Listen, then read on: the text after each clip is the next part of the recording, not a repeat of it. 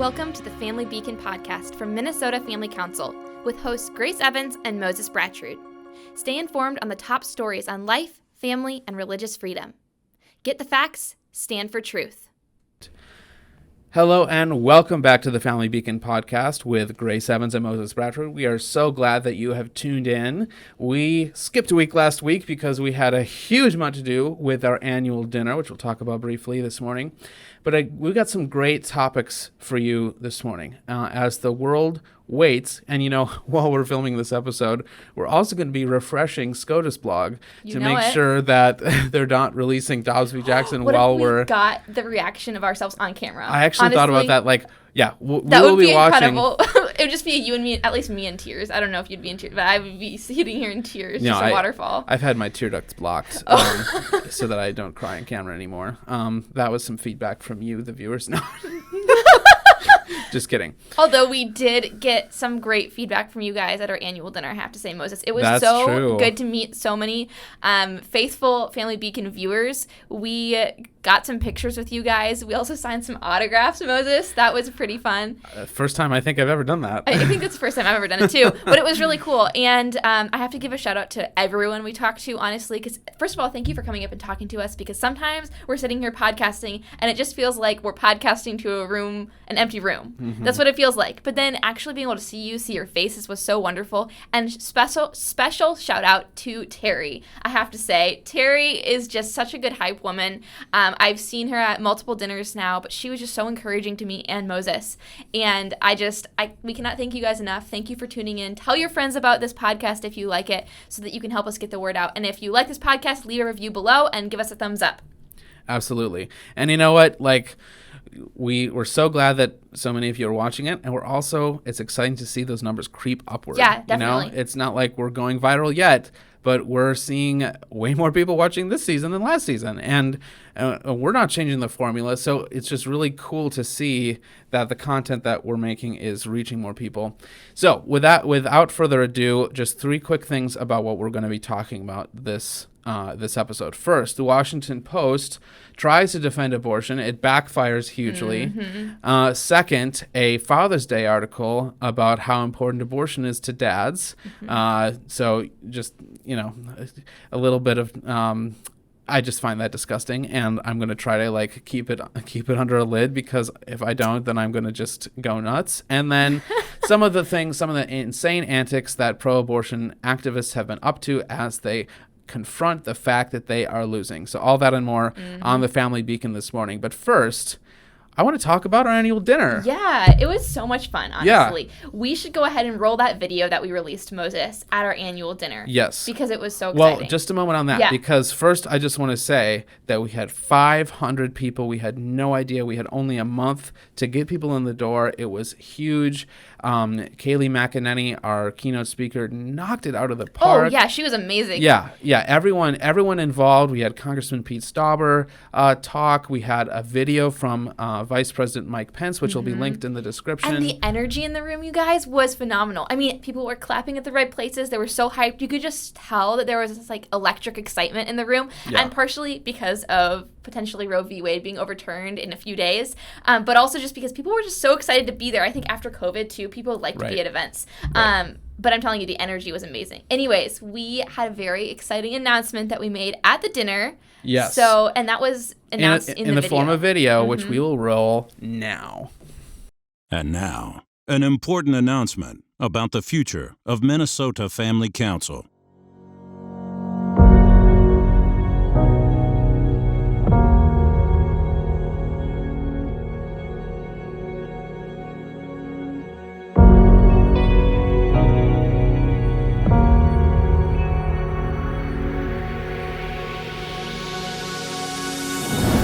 I'm Renee Carlson, General Counsel of True North Legal, a legal initiative of Minnesota Family Council. In addition to defending life, family, and religious freedom in our court system, True North Legal often engages in legislative issues here at our state capitol, providing legal analysis and testimony to our state legislators. And I'm Rebecca Delahunt, MFC's Assistant Director of Public Policy. During Minnesota's legislative session, I'm here at the Capitol almost every day, working with legislators to advance your priorities here in St. Paul. Access is crucial to our work. We need to be here for crucial committee meetings and crucial votes, and sometimes we need to be able to meet with legislators at very short notice. That means we spend a lot of time commuting, which makes it more difficult to collaborate with our coworkers at MFC's office in Northeast Minneapolis. We're hoping for an arrangement that would make that collaboration easier, so we can execute our mission of protecting life and family and advancing religious freedom more effectively. I'm Pastor Jeff Evans, Director of the Minnesota Church Ambassador Network. I'm here at the Capitol with other pastors almost every day of the session. We meet with legislators, sowing biblical truth into their lives and praying with and for them. I'm Pastor Joshua Foster, and I work with Jeff to bring pastors to shepherd legislators and our other elected leaders. As with MFC's policy team, our mission requires us to be here at Minnesota's Capitol complex in person.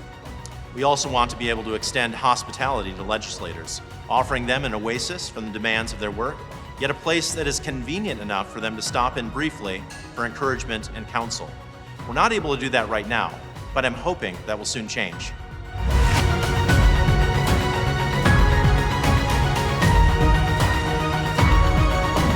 Our mission covers all of Minnesota, but as you've heard from our directors, a big part of that mission happens right here at Minnesota's Capitol complex. That's why I'm so thrilled to announce that Minnesota Family Council is moving here permanently to better execute our mission. As the CEO of a nonprofit, I'm especially pleased to say that we're able to make this move without a large increase in our operating overhead. When we move into our new suite behind me, just ahead of Minnesota Family Council's 40th anniversary next year, we'll be better positioned to deliver on the promise we make to all our supporters to fight tirelessly here at the Capitol and throughout our state for life, family, and religious freedom in Minnesota. By God's grace, we'll continue to have what it takes: capacity, ability, faith, and strategic direction to realize our vision for Minnesota, to build a state where God is honored, where life is cherished at every stage, where families thrive according to God's good design, and religious freedom flourishes for the good of all Minnesotans and the glory of the Lord Jesus Christ. For nearly 40 years, with God's help, Minnesota Family Council has shown what it takes to defend life, family, and religious freedom for Minnesotans. Please join with us now as we double down to execute our mission even more effectively in our new location for God's glory and the good of Minnesota.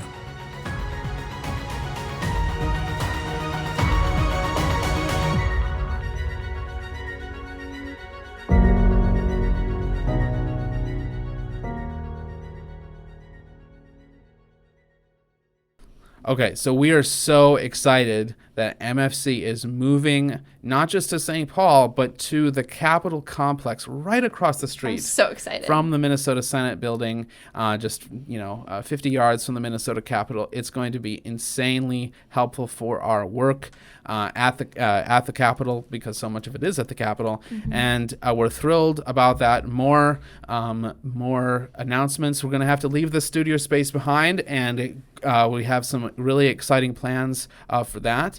Now, we've had the dinner this summer, but that's not the only thing we're up to this summer. Grace, what else are we doing? We also have an amazing program for teens this summer. It's a leadership camp. Moses, it's a week long at the University of Northwestern. It's July 24th to 29th. You can register in the description below, or you can go to leadminnesota.org. Moses and I will both be speaking at it. It really is going to be the highlight of your teen summer. Or if you're a teen, it'll be the highlight of your summer. You're eligible if you're going into high school or if you've just graduated from high school. And we have Ryan Bomberger as our keynote speaker, who is an amazing pro-life activist. So you really just don't want to miss out. I mean, this summer is a summer to be there. Let me tell you, I've talked to so many different students, and they are like, okay, should we come this summer? Should we come next summer? And I'm telling them, this summer, there's going to be so much energy in the pro-life movement. You need to be equipped with the facts. Not only that, but if you love LEAD this year, you can come back again. The longer you wait, the less years at LEAD you'll have, because you can only go do it while you're in high school or have just graduated from high school. So don't miss out. Go to leadminnesota.org today to register. All right, now that we have our announcements out of the way, Moses, we need to dive in to what we're talking about on this week's podcast. I mean, there's so many things we get to talk about, and I just have to say, I'm so pumped about this podcast episode. Yeah. As you know, whenever we talk about, that was something that one of our subscribers said to me. She said, I just always love when you talk about abortion on the podcast, Grace, because I can just tell you're so passionate about it. And Absolutely. same for you, Moses. But I really think it's one of the things that we're great at combating it, I think. Yeah. And it's good to talk about because people need these facts. So tell us about this Washington Post article. Oh, I just think this is so funny. So the headline is, "This Texas teen wanted an abortion. She now has twins." And the first problem with this, and this was pointed out first by a guy called Ian Hayworth on Twitter, the first problem is that you're trying to advocate for legal abortion.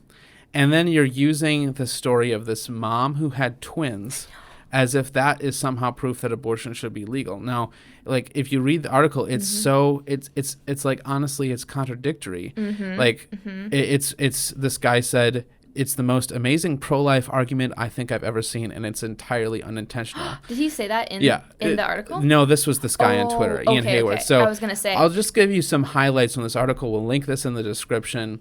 And you know what? I'm going to just give you a life hack. If you go to the Washington Post and you get a paywall, try opening the article in a different browser. Like, for example, download the Brave browser, which has a built-in ad blocker. And if you don't already use that, and then just try opening the article in that browser, and you may be able to get past the paywall. So so this woman, and we don't want to paper over the difficulties she was facing. Okay, she's 18, she's pregnant, she's not married, she's, I think, still in high school, and she becomes pregnant. She realizes that she's pregnant just about 3 days before Texas's heartbeat abortion ban goes into effect.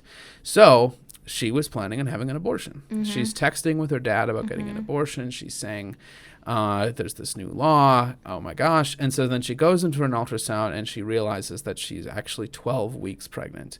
So she is past the cutoff for being able to get an abortion. But then she realizes that she's having twins. Wow. And it's just like the story just gets better from there, because it's like, so crisis pregnancy centers were stood alongside this woman. Her name is Brooke. Also, there is a fundraiser for her, which we will link in the comments, because people are reading this article and they're saying, I'm going to talk about that in a minute, actually. Okay. Yeah. So it's basically, it's just insane, the two like sides of this. So on one level, Brooke is a high school dropout, and that's a tough place to be in. Brooke is poor. That's a tough place to be in. Brooke is facing a pregnancy for which she does not feel ready. That's a tough place to be in. Her boyfriend is scared about this. He is not working a super high wage job. He's not feeling ready for this either. But this article is basically saying that this all should not have happened. Yeah, and the funny thing is, they have, I think you told me this yesterday, Moses, which is a really good point. They have these really cute pictures of these adorable babies in the article. So adorable. And basically what they're saying is, look at these pictures of these adorable children. Wouldn't it have been great if her mother could have killed these children? Wouldn't it be great? That's basically what this article is saying. It's like, and they can't say that openly. You and I were talking about this yesterday. You can't, the Washington Post can't just say, hint, she should have killed the babies. But that's the implication that you're supposed to get. Yeah, and I just don't appreciate this tone, honestly, throughout this entire article. It's so demeaning towards Brooke and other women who face crisis pregnancies. It's very pessimistic. One just statement from it is, somehow mothering came naturally to Brooke. Oh, okay. Yeah. Okay. Yeah. Somehow a woman had mothering capabilities. Right. Naturally ingrained into her.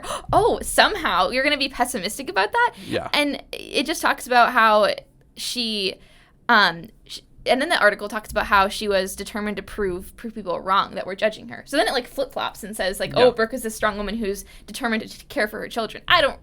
This article, it doesn't make sense to me. Yeah. It doesn't. No, it's honestly, and so what happens? So Brooke, her boyfriend's name is Billy. So what are they doing? So within a few weeks, Brooke and Billy had a plan. He would join the Air Force as soon as he graduated from high school. Brooke would wait for him to finish basic training, then follow him wherever he got assigned. So then in that situation, they would have spousal benefits and they would be able to live on that.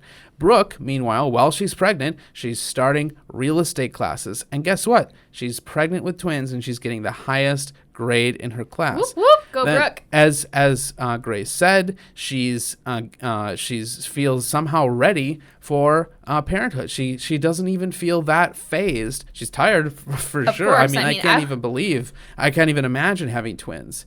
But so now Brooke's reaction is she thinks that women should have the right to choose what's best for their own lives. On the other hand, she knows that without the Texas law, her babies might not be here. Who's to say what I would have done if the law wasn't in effect? She said, I don't want to think about it. She realizes now that those kids are with her, the consequences of that choice that she could have had. And see, the Washington Post, whoever wrote this article, is trying to paint this in this way of like, oh, poor Brooke. But then Brooke, in her own words, since she was interviewed, can't even fathom what would have happened. Yeah. Like, she would have regretted that, basically, is what she's saying. And it ends with that article ends about how she talks about that she loves her babies more than anything in the world. Yeah. So even though this article tries to make a strong case for the pro-abortion movement, what does it end up doing, Moses? It ends up showing how a girl, and she's a girl, she's a young woman, she's 18 years old. And there's a fairy tale ending to it because she and her boyfriend get married. They are pledging to support each other and to support their children. Is this like what I like? It's tough. She and her husband now are living in one room in her dad's house with their two babies. Her husband is working all day and not a ton of money is coming in, but they are looking toward the future. They have their whole lives ahead of them. They have their whole lives ahead of them with these children, not without them. And I want to say that choosing life, as you guys know, and as Moses and I know, choosing life is not always easy. It's not always easy. In fact, it's sometimes very hard, but it's always right, even though it's sometimes very hard. And so something I want to share with you guys that Moses alluded to earlier is the fundraiser that has been started for Brooke and her family. Her boyfriend's name is Billy, and her babies are called Kendall and Olivia. They're very adorable. Aww. We're going to have the GoFundMe linked in the description. Guess what? This was created one day ago. I saw this last night. I think at 11 p.m. and there was like a few $1,000s raised last night. Mm-hmm. Guess how much we have raised this morning? Wow, no, how much? $45,000. Can you believe that? That's just overnight. That is the power of the pro-life movement. Yeah. That is the power. So they're only $5,000 short of their goal right now. So guys, by the time you watch this episode, I am positive that their goal will be far exceeded. But please go and donate what you can, because this is just it's so important to support women and fathers that are in these situations, showing them this is the power of the pro-life movement. It's honestly like it's amazing.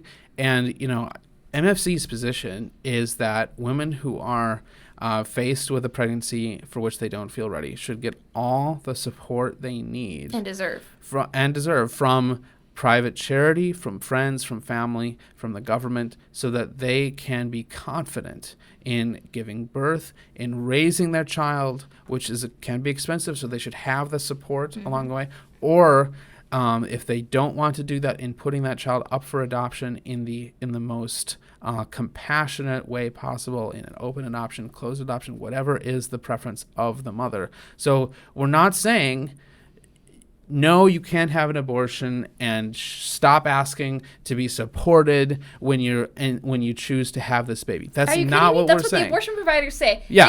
They say the only way we're going to support you is if you choose to kill your child. That's the only way we'll stand with you. And then you have the abortion, and then bye-bye.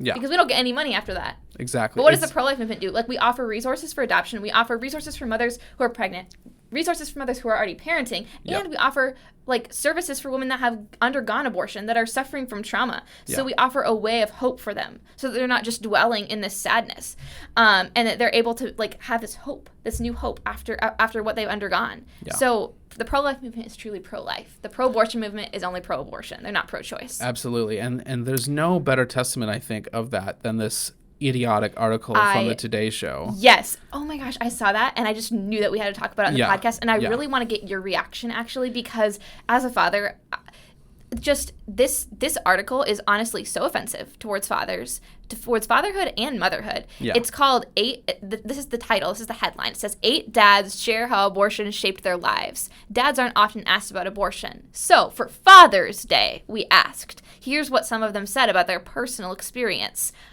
So for Father's Day, they ran an article talking about how great abortion is. Basically, the whole point of this article is to show all these dads are coming out, post-abortive dads are coming out and saying, we are so glad that we had an abortion, because we would not have the family we have today if we hadn't had this abortion. We would not have this beautiful family. We would not have these beautiful children if we hadn't been able to abort, to kill, to have our first child killed or one of our children killed. How terrible is that?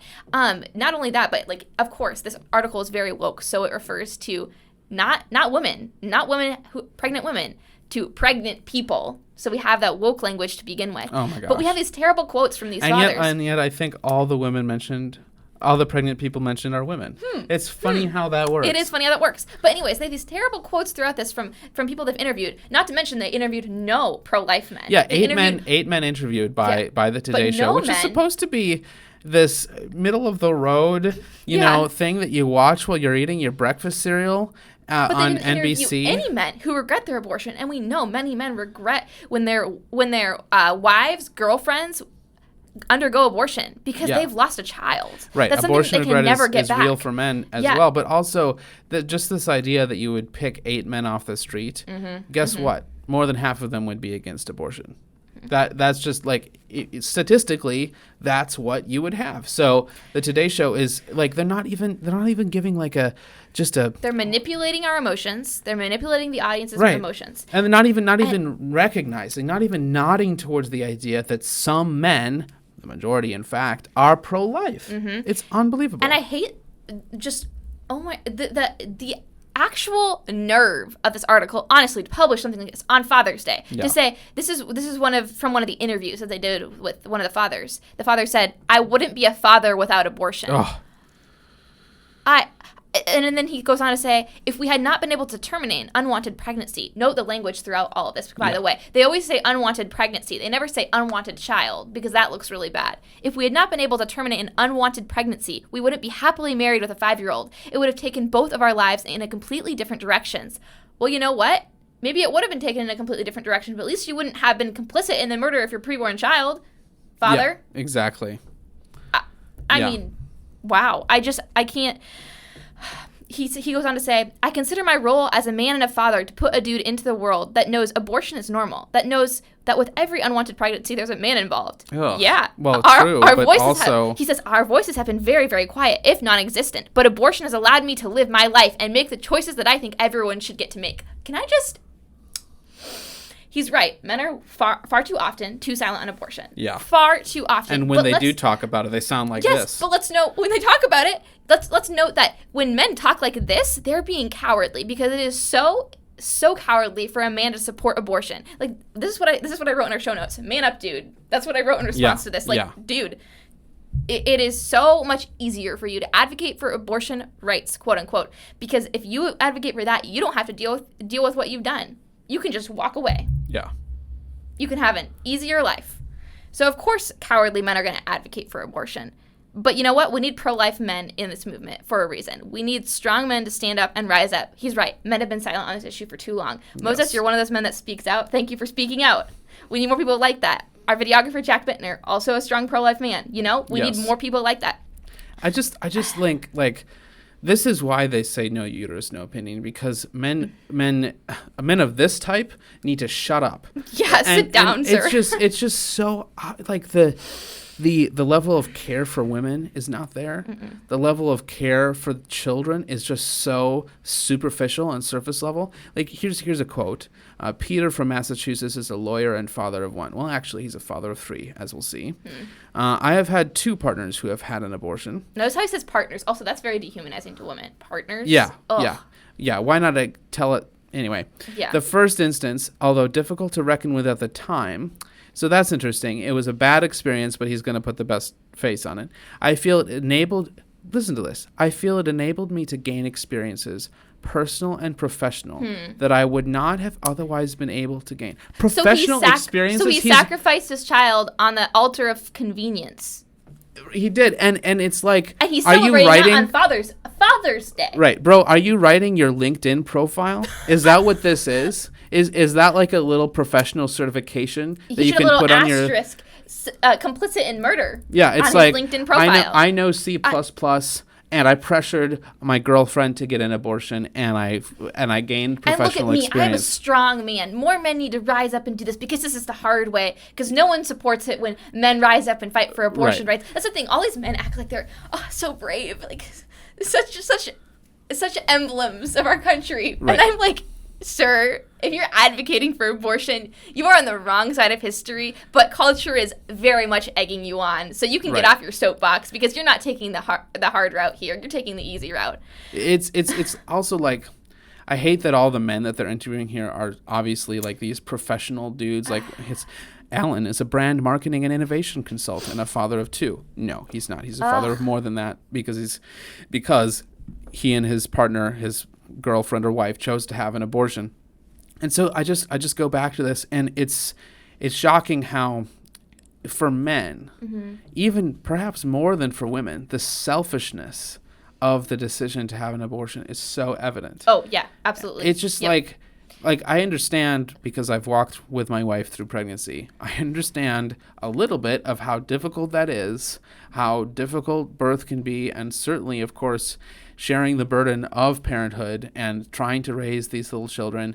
Yeah, it's hard. It changed my life in a way that nothing else could ever honestly possibly it's the ultimate act of sacrifice, in my opinion, is raising children. But it's also like an ultimate act of love. Like what you get in return. I mean, I'm not a parent, so you can speak to this more, but don't you think that there are so many life lessons that these children that they killed, their children that they killed, there were so many lessons that they missed out on. Like so many things that their children could have taught them. Yeah. But instead they decided, their life isn't worth it because I want to pursue my career. Yeah. No, it's disgusting to see what people prioritize instead of the children that they should have had, that they would have had if they had let that pregnancy continue naturally.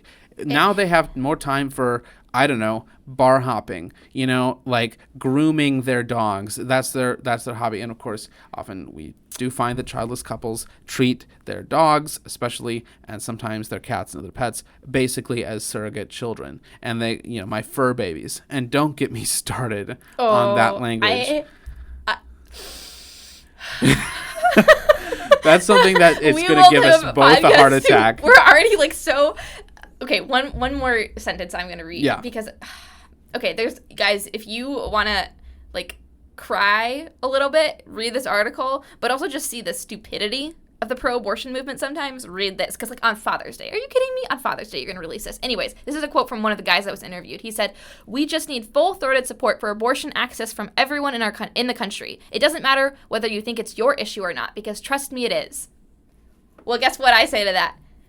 It doesn't matter if you think it's your issue or not, because trust me, it is. Now, his argument in this is he's like, it's the coward's way out if you're not going to talk about abortion and you're a man, blah, blah, blah, blah. And, like, everyone deserves the right to end the life of their child. But you know what? What Moses is around here to say is this is everyone's issue, let me tell you, because it's literally about life and death, something that they will not admit. They will never admit that. But it is about life and death. Every single preborn child deserves care, compassion, medical assistance, and ultimately to be protected as a precious human life.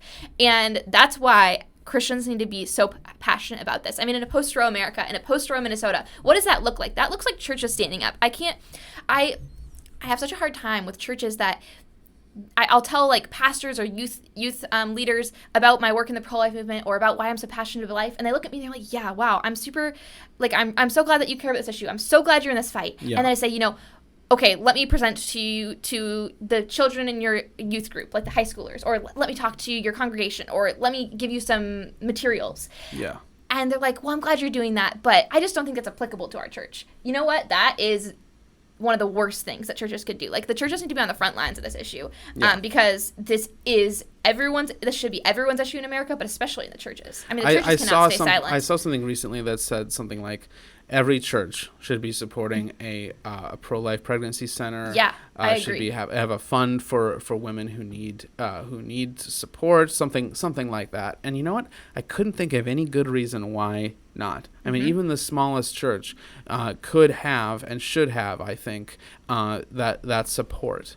Now, Grace, I want you to talk about pro-abortion activists hitting the streets, because this is just so, it's crazy what we're seeing. When you're hunting a tiger, The most dangerous moment is when it's injured and backed up against the wall. And that's how, and pro-abortion activists are certainly feeling that they have their backs against the wall, because we may be in a point where they are, where this horrifying procedure is no longer going to be federally supported. So let's talk about that. Yeah. When I say they're desperate, I mean, you're not even going to believe some of the things I'm telling you about. I told you about one thing yesterday, and I remember you were just shocked. Yeah. You were shocked that it was even happening. And that's honestly my response. I'm shocked that they're doing these things because I know that Moses probably doesn't like this messaging, but in my opinion, the pro-abortion movement is committing suicide at this point. Like, they're just totally destroying themselves from the inside out, because you know what? I think the pro-abortion side wins when they're more moderate, and when they emphasize that abortion is necessary, quote unquote necessary, if the mother's life is at risk, or cases of rape or incest, and they portray it as like the compassionate thing. I think they're easier. It's easier for them to win when they fight for that. And the problem, if I could just say one thing, the problem with that is they might win on those issues, but that we're talking about less than 1%.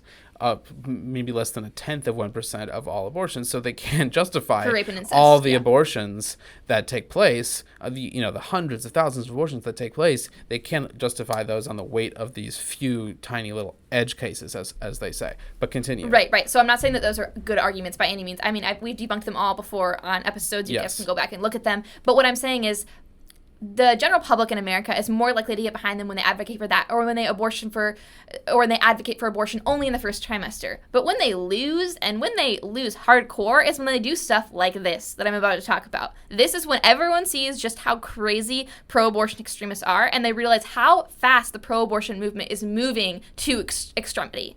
So, number one thing that recently happened is there were a group of teenage girls. One of their spokespeople was 15, so I'm guessing they're all probably minors, or at least teenagers. They were dressed up in a, honestly ghetto costume. They had red, it was fake blood splattered on their pants.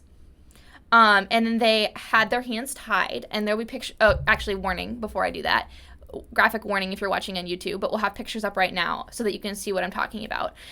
And their hands are tied, and then they're holding baby dolls, and their makeup is smudged, their lipstick is smudged, their mascara is running down their cheeks, and they marched past Supreme Court Justice Amy Coney Barrett's neighborhood. And this was a group of, I think, 10 girls. Now, one of their spokespeople in a video interview said, "This is a terrifying visual of what America is going to look like in a post-Roe world. Women are dying." Because it sounds like a Halloween costume. They said, a bad one. But. Honestly, they said women are dying from unsafe abortions, and they're going to be dying even more from unsafe abortions when Roe v. Wade is overturned. Which we discussed literally 2 weeks ago. Yeah, so go back and watch the episode where we talk about that specifically. But something I just want to say is we need to remember here. Well, the first thing I want to say actually is, I feel so bad for the girls like this that are young. They're 15 years old, most of them probably. They're very, very young. They're younger than me. They've bought into this narrative. Planned Parenthood and other abortion providers, the pro-abortion movement has pushed this narrative onto them that they feel so desperate that they need to walk around in a neighborhood with fake blood on their pants and baby dolls hanging by their tied hands to get their point across. They feel so desperate. They're convinced of this, Moses. Yeah. There's no doubt about that. They're convinced that their rights are about to be stripped away. I mean, last year around this time, I did a video response to Paxton Smith, who was a high school valedictorian, and in her speech, she went completely off script, and she started talking about how there's a war on women's bodies. And she said how scared she was that she was living in Texas, a state where she would no longer be able to access abortion care, she called it. And I'm honestly so saddened that so many young women like Paxton Smith have bought into this lie that limits women's potential and treats women as if they can't be successful if they don't have access to abortion. Right. Now, let's also remember, so first of all, compassion for those girls, because honestly, I think that they're going to grow up and they're going to look back at their participation in this just grave human rights crisis. They're going to look back at this act and they're going to realize, okay, we're on the wrong side of history. So have that compassion, but also let's remember that the pro-abortion side is the side that's pushing all these unsafe abortions on women, right? They're the ones that are pushing these unsafe abortions on women. No pro-lifer is going out and saying, in a post-Roe America, you should go get back at abortions. We're saying don't get abortions at all. They're not safe for you. They're not safe for your child. Don't do that. But the pro-abortion movement is telling them to do that. So go back and reference our latest episode on that, about unsafe abortions, illegal abortions, that whole narrative, because we talk about that a lot more. Finally, though, they're holding these baby dolls, right? Picture on the screen again.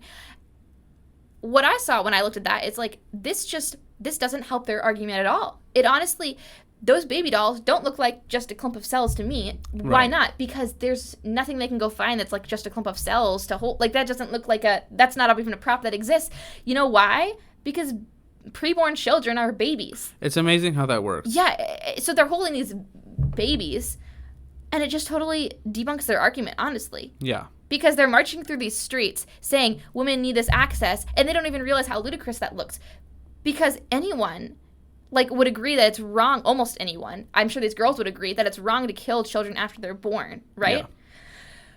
You know, So- you're talking about how the pro-choice, like, they're stronger arguments, quote unquote stronger arguments, and this is, as you say, like one of their weakest. Like, I saw the stupidest TikTok the other day. It was this girl, I don't know, 20 years old, could have been much older, Oh. and she's basically saying, people are like, oh, don't have an abortion, that's bad, and she's like, bro, I would get pregnant just to kill it. And it's just like, There's some people like that, which yeah, is like, horrifying. ultimately, you can't ignore the fact that a child in the womb is a child. You can't ignore that. And so what these girls are trying to do with the baby dolls, and what that girl on TikTok was admitting, is that this is a killing, that this is a baby, and I'm still going to do it anyway. And that's the final, the nadir of the pro-abortion movement. That's their lowest point when they come to a place where they're backed against the wall and they have to admit what we've all known all along. Because the science is crystal clear. The science is crystal clear that this is a child, that killing it is morally repugnant, morally impossible, and yet to say my convenience is my convenience trumps that child's life. Ultimately, that's the last argument that they're able to fall back on. Absolutely. And so, yeah, I feel bad for these women, though, because they have been lied to by the abortion industry. Yeah. And they're being used as pawns. Yeah, they're being used as pawns, and women deserve a lot better than that. So that's just one way in which, in my opinion, like, I'm going to use this phrase again, the pro-abortion movement is committing suicide. Like, they are literally destroying themselves, because that's not a good look for them. A lot of people looked at that and thought, oh, wait, like, that's what I support? I'm pro-choice? I don't support that. You know, a lot of moderate, quote-unquote, pro-choice people aren't on board with that sort of thing. Yeah. Right? Because that looks pretty graphic. Yeah. Like, fake blood on your pants, holding babies, they don't want to support that. No. Now let's talk about something else that people have been doing, that pro-abortion activists have been doing. I won't go into too much detail with this one, but Moses, you're just not going to believe it. Don't look at the show notes. Let me tell you. Moses, I stumbled across this video last night, and it's of this woman who's a very strong feminist outside the Supreme Court. I'm pretty sure it was taken on Tuesday or Monday or Tuesday, whichever was the last decision day. And she's yelling at these pro-life activists. And one of the pro-life activists, she's like, abortion rights. And one of the pro-life activists looks at her and she's like, can you define what an abortion is? What is an abortion? And the woman goes, you know what? I'm going to go talk to someone who actually has logic because she can't answer the question. I'm like, wow, what a deflect. And then she walks away, but then she comes back and she starts twerking. Twerking. She starts twerking. That's what she does. So she doesn't have an answer to the question of what an abortion is, what she's advocating for. So she shakes her butt in the pro-life movement, pro-life activist's face. That's a terrible look for the pro-abortion movement. Like, you don't have you don't know what you're supporting, so you're going to shake your butt at a pro-life activist.